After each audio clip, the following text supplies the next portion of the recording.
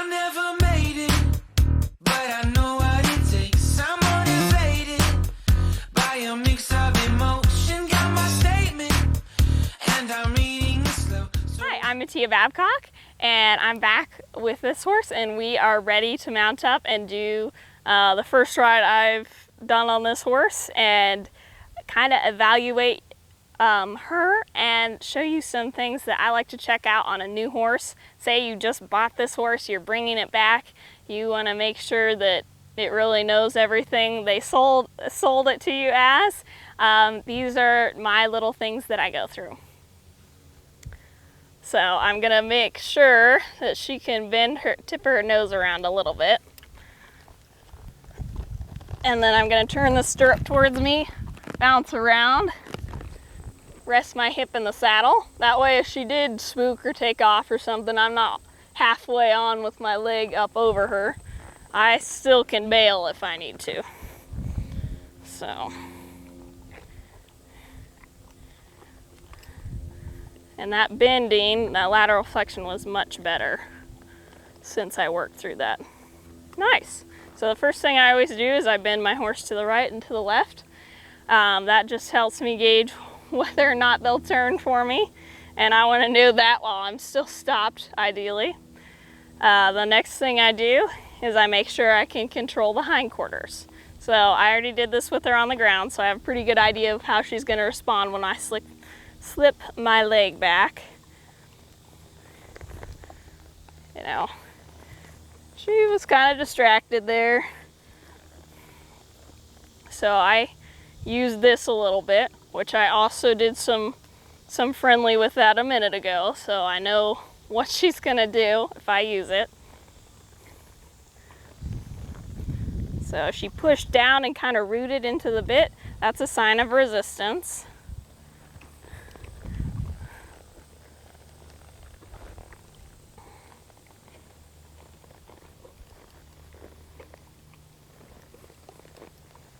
That was better. So, you know, with those hindquarter yields, I'm asking myself, how soft is she in my hand? Does she spook when I slide my leg back, or is that something she's good with? You know, if she's spooking when I put my leg back, that's something I need to address on the ground.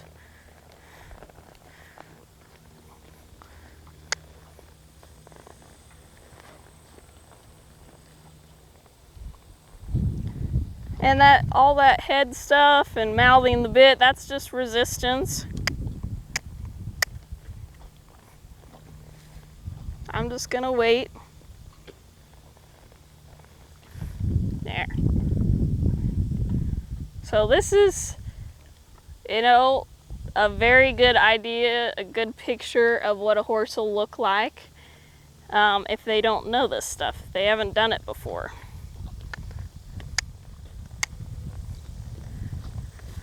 Little uncomfortable with the pressure from the bit. A little unsure, a little resistant, trying to pull the other way. My job as the rider is just to make sure that I don't release on the wrong thing. So she bent her head really nice around there, but she didn't really move her hindquarters. So I'm gonna gently bring this around.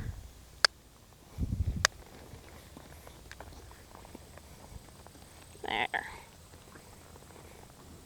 Should see that big sigh. Oh man. She just processed something there, like, oh, maybe this isn't so bad. I'm looking for those signs. Oh, that was so nice. She was soft in my hand and responded, you know, almost immediately when I slid my leg back. So that's my control. So if she takes off, spooks with me or something, I know I can at least bend her around and, you know, turn her hindquarters if I need to regain some control here.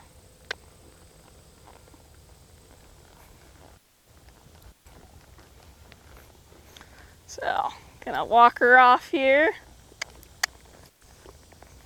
And I'm just gonna make sure that I can bend, you know, turn her to the right and turn her to the left.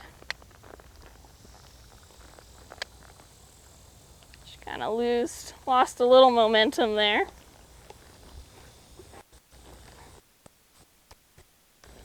And like I said before, I would not be using this if I hadn't used it on the ground and known how she was going to react to it. So I'm squeezing, there's no response. There we go. And she might be used to kicking, you know, so I'm just going to teach her how I plan on riding her, which I'm going to squeeze to get her to go. And if she stops, I'm going to use my coddy again as a consequence for her stopping. That's how I keep my horse forward. One of the mistakes I see is riders will either like keep kicking to get the horse to go, or, you know, when they stop, they just squeeze again, and that just makes your horse dull to your cues. I want my horse responsive when I squeeze.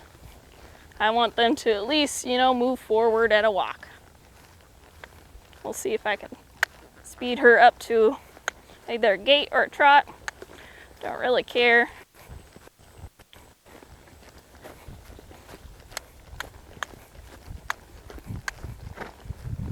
So she's a Tennessee walker, and I know she was gaited a lot on the trail. So she's a very nice horse. She just doesn't know a lot of these little basics like turning and yielding, which is very typical of either a gaited horse or a ranch horse. You know, some people don't care, they just want to go down the trail, and that's absolutely fine. But I like to make sure I can always, at a minimum, control my horse if we get in a bad situation. I don't want to be on an animal that I can't turn.